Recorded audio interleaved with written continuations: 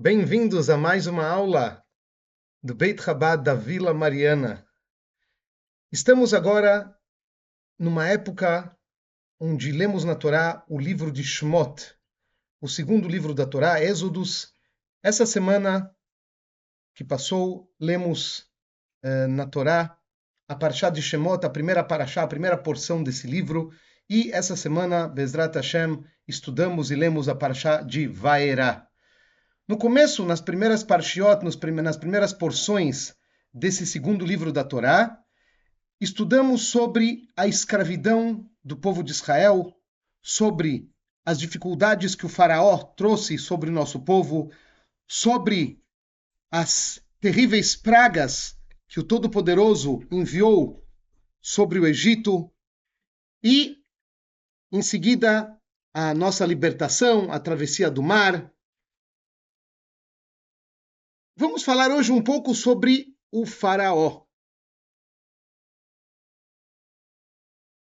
No começo da parashá da semana que passou, parashá de Shemot, estudamos sobre um decreto terrível que o faraó decretou sobre o povo, sobre a nação de Israel.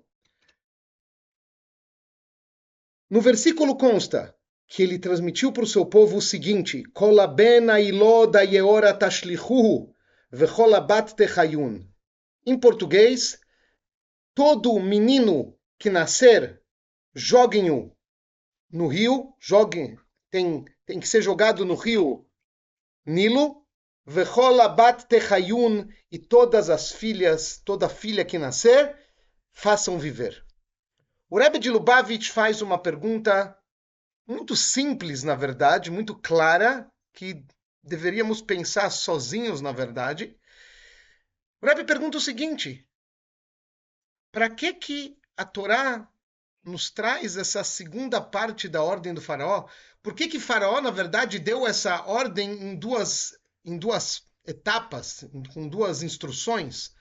Todo filho que nasça, joguem no rio, Deus nos livre, e toda filha, façam viver.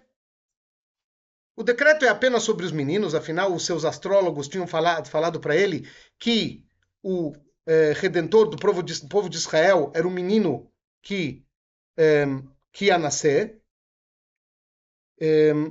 que nasceu no Egito, que era Moshe.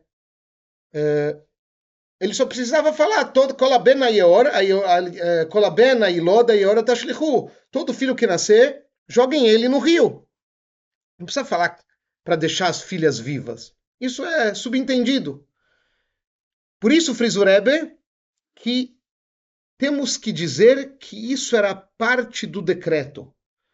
Todo filho jogue no rio, toda filha. Não está escrito deixem viver. Está escrito vachaya, que ela viva.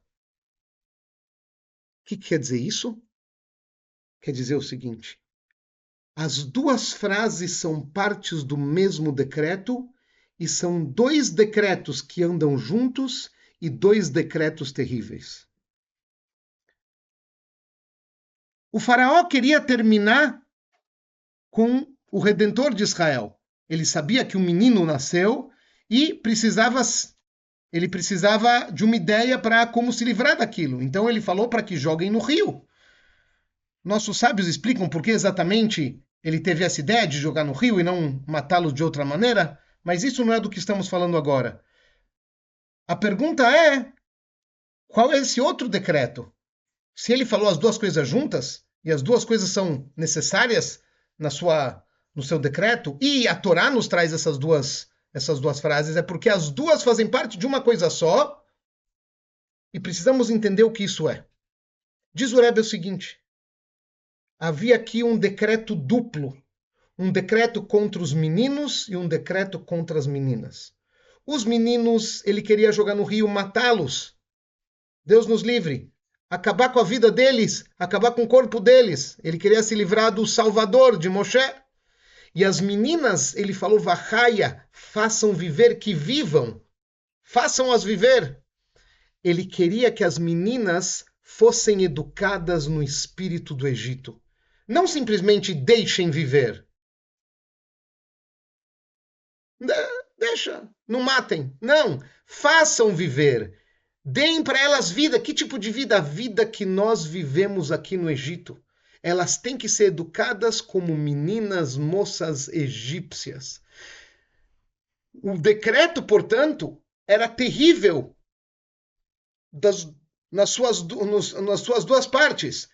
Chas v'shalom, Deus nos livre, matar os meninos, e Chas v'shalom, educar as meninas com educação egípcia, educação idólatra, educação diferente do que a Torá nos ordena. E mais ainda, a morte do corpo é terrível, mas a morte da alma é pior ainda. O decreto sobre as meninas era pior do que o decreto sobre os meninos. O faraó queria que elas crescessem como egípcias, idólatras com a cultura egípcia.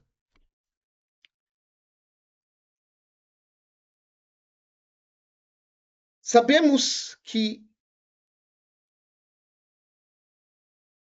as histórias da Torá não são simplesmente histórias para que a gente saiba o que aconteceu no passado. Toda a história da Torá é para a gente uma lição, uma hora'á. Por isso, Torá vem da palavra hora'á, instrução. A Torá vem nos ensinar. E é por isso que a pergunta no título da aula é: o faraó ainda está vivo? Diz o Rebbe que realmente o faraó já morreu faz tempo, milhares de anos atrás. Mas o faraó espiritual, a ideia do faraó, aquilo que ele representava no mundo, continua aqui. A verdade é que o faraó, não no seu corpo, mas a entidade do faraó, a ideia do faraó, o objetivo do faraó continua existindo. Apenas não tem o formato daquele rei egípcio. Vamos entender isso melhor. Mas antes disso, lembre-se, perguntas, comentários, Torá Profunda, uma palavra só, @gmail.com. Voltando. Existe o faraó que faz o mesmo decreto nos dias de hoje.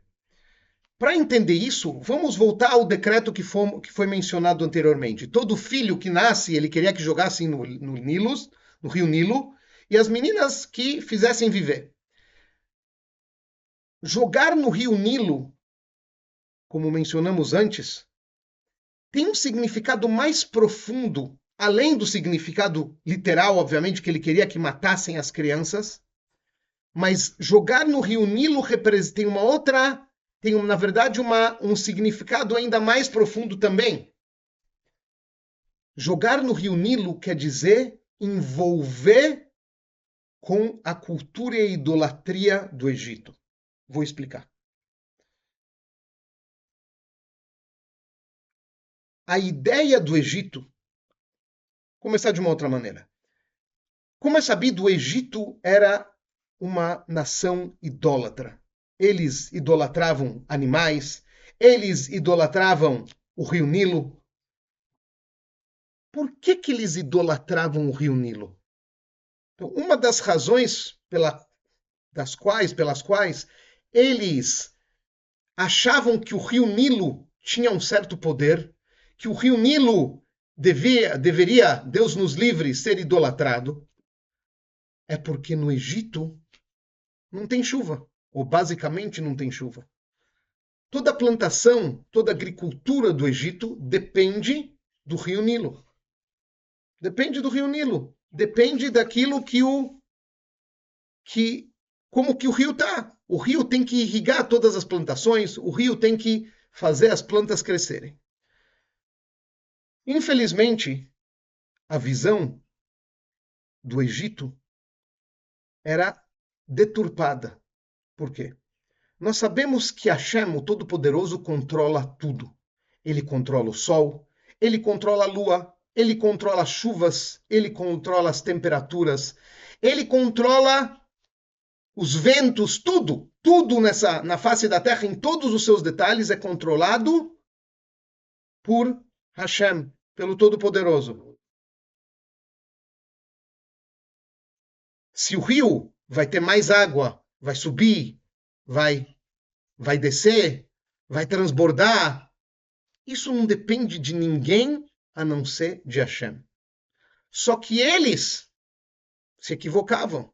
Eles achavam que o Nilo tinha vontade própria. Por isso eles idolatravam o Nilo. Eles rezavam para que o Nilo subisse e irrigasse. Eles rezavam para que o Nilo não poupasse suas águas e fizesse com que as plantas crescessem. Esse era um dos erros, entre muitos erros, que os egípcios faziam. E por isso eles idolatravam o Nilo. Eles achavam que eles dependiam do Nilo especificamente. Eles não sabiam, não percebiam, não captavam a realidade que quem faz o Nilo irrigar ou deixar de irrigar, subir ou descer, é Hashem. É Hashem que controla tudo isso. Assim como ele controla todos os detalhes da criação. Sendo assim, o Nilo era uma das idolatrias do Egito. E é isso que o faraó queria indicar também com o seu decreto. Além de querer dizer que os filhos sejam mortos realmente dentro do Nilo, ele queria dizer que as meninas que vão ficar, elas têm que ser educadas de uma maneira que elas são jogadas no Nilo, que elas são, na verdade, mergulhadas dentro da idolatria do Egito. Ele queria que elas tivessem aquele tipo de educação totalmente errada. Diz pra gente o Rebbe, o faraó continua por aqui. Não aquele faraó rei do Egito, mas a sua ideia, o lado negativo que ele queria trazer. Uma das coisas que são a base do nosso povo, na verdade, é a base da existência humana, é a educação. Como a gente educa os nossos filhos, como a gente educa nossos alunos, nossas crianças, nossos jovens e a nós mesmos. A educação é a base da vida da pessoa. Hashem, o Todo-Poderoso, nos instrui exatamente na sua Torá como devemos educar nossas crianças. Sabendo que Hashem é o Todo-Poderoso, sabendo que Hashem é um, sabendo que é Ele que controla tudo, sabendo que é dele que vem tudo, e que as outras coisas que existem no mundo são apenas instrumentos que Hashem usa para fazer aquilo que Ele quer. Como falamos antes, o Nilo. Hashem é que controla e faz com que o Nilo suba ou desça, etc., para ver se as plantas vão ou não crescer da maneira correta no Egito. É Hashem que controla o sol, é Hashem que controla o vento, é Hashem que controla a temperatura da maneira como Ele quer. Uma das coisas, um dos erros, na verdade, que é muito comum é as pessoas acharem que o seu trabalho traz sustento. Peraí, mas se a pessoa não... Peraí, não é para trabalhar? Não, nada disso. É lógico que é para trabalhar. É uma obrigação da gente trabalhar e fazer as coisas de uma maneira natural, de acordo com os caminhos da natureza, para ter o nosso sustento. Ao mesmo tempo, devemos saber que não é o trabalho que traz para a gente o sustento, e sim a bênção divina. A bênção divina traz para a gente o nosso sustento, os nossos méritos. Desculpem o barulho. Os nossos méritos trazem recompensas para nós. Uma delas é ter um bom sustento. O bom sustento é enviado por Hashem e esse sustento precisa de um receptáculo, um kli, como se fala em hebraico, e nesse kli penetra o nosso sustento. Explicando em palavras mais simples. Uma pessoa que, por exemplo, tem um grande mérito, Hashem quer que essa pessoa tenha um sustento muito tranquilo, dinheiro para sustentar sua família, boa comida, boa casa, boas roupas, tudo de bom. A pessoa, para receber esse dinheiro, Hashem fez o mundo de uma maneira natural, as coisas funcionam de acordo com as regras da natureza. A pessoa tem que ter um trabalho. Então a pessoa precisa procurar o trabalho, aproveitar suas oportunidades e fazer aquilo que é necessário para que venha um salário, para que a pessoa receba seu sustento. Agora, novamente, o dinheiro vem da bênção divina. Quando uma pessoa ele vai e trabalha, se ele tem lá nas esferas superiores méritos e ele tem reservado para ele um bom sustento, através daquele trabalho dele, o seu sustento vai chegar aqui embaixo, no mundo material. Uma pessoa que, Deus nos livre, não tem o mérito de ter um bom sustento, não adianta ele trabalhar que ele não vai ganhar aquilo que ele sonha em ganhar. Isto é, uma pessoa que não, por alguma razão, Deus nos livre, não tem o mérito de ter um bom sustento, está decretado que aquela pessoa vai ser uma pessoa necessitada, ele pode procurar o emprego que ele quiser, ele pode até conseguir o emprego que ele quiser. De alguma maneira ou de outra, ele não vai conseguir receber aquele dinheiro, ele não vai poder usufruir do dinheiro que ele achava que ele podia. Então o que ele tem que fazer? Essa pessoa tem que aumentar os seus méritos. Essa pessoa tem que fazer a vontade divina e automaticamente ele vai ter mais méritos para ter um bom sustento nesse mundo físico. Como sabemos, por exemplo, a gente sabe que cada mitzvah temos que fazer porque Hashem nos ordenou, independente de qual é o resultado. Mas sabemos que também a tzedakah, ajudar um outro, é uma mitzvah que Hashem fala, podem me testar. Está explicado também que entre as grandes recompensas de dar tzedakah, de ajudar um outro, dar dinheiro para alguém que precisa, para um necessitado, para uma instituição, o que seja, entre as grandes recompensas é bom sustento. Tzedakah também salva a pessoa da morte. A tzedakah, ela acelera e aproxima a redenção. Devemos pensar nisso na hora de dar tzedakah. E também outra coisa é que a tzedakah, ela gera lucros para a pessoa. No minuto que você tira do seu bolso dinheiro e dá para um pobre, no minuto que você tira dinheiro e doa para uma instituição que ajuda as pessoas necessitadas, você, na verdade, está lucrando. Hashem fala para a gente, podem me testar com a tzedakah, podem me testar com a caridade. Dê dinheiro e você vai ver que esse dinheiro vai voltar para você e vai voltar ainda mais. Normalmente não se deve testar Hashem. Hashem sabe como faz as coisas. Mas com relação a tzedakah está escrito, me testem. Hashem fala, podem me testar que vocês vão ver. E é isso que o faraó hoje em dia tenta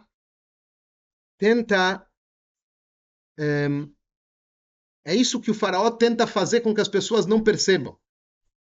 O faraó, ele tenta convencer as pessoas de que desde pequeno a criança deve ser educada a focar no seu sustento futuro. Olha, estuda bem, porque se você não estuda bem, você não souber matemática, você não souber a língua portuguesa, você não souber física, geografia, você não vai ter sustento no futuro. Você vai ser um coitado. Vem a Torá e fala para a gente, não é assim. Essas são as palavras do faraó que jogava as crianças no Nilo. O que quer dizer jogava as crianças no Nilo? Jogava eles dentro... O que era o Nilo? O Nilo representava o quê? O sustento deles.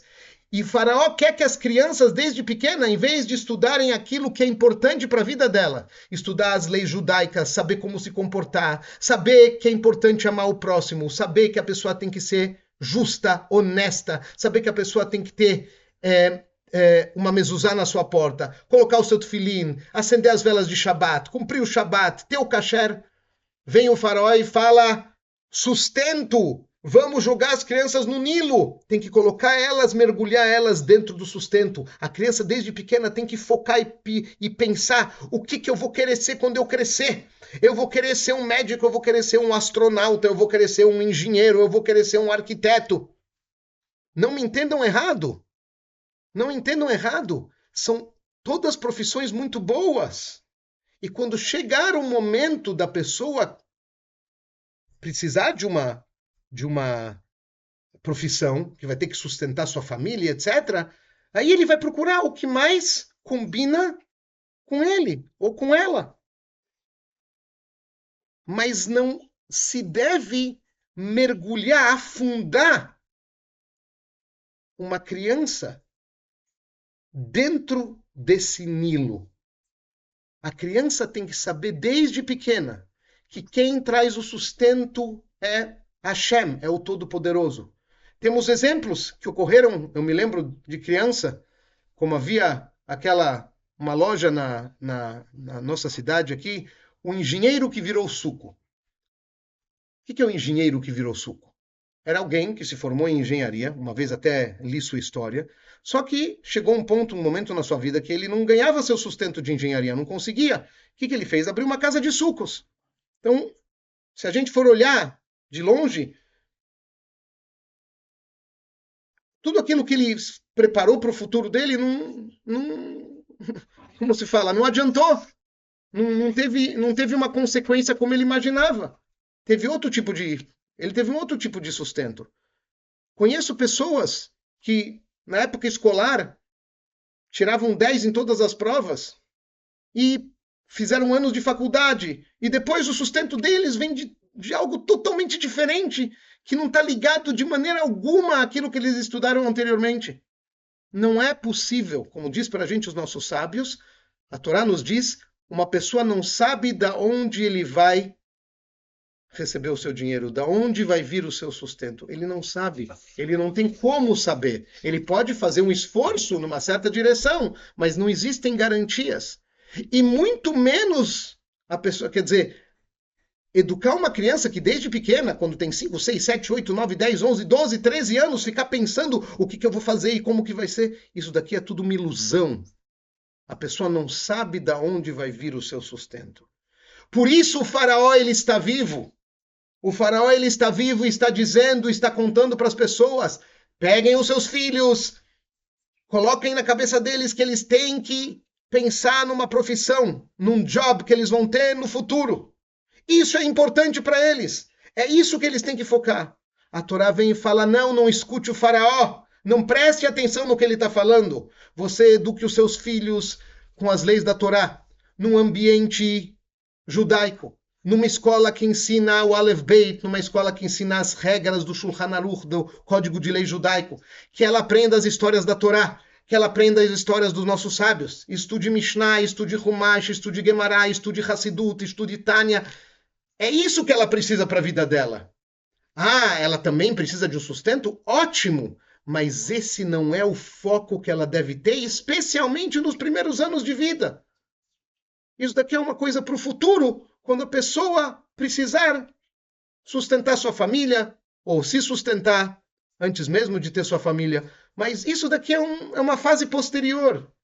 Por isso, lembrem, assim como Hashem nos ajudou e nos salvou do faraó naquela época na saída do Egito, quando a gente faz os esforços da maneira correta, educa as crianças da maneira correta, Hashem cuida da gente, e Hashem nos protege, e Hashem destrói o faraó, e Hashem dá o sustento necessário para cada um no momento certo.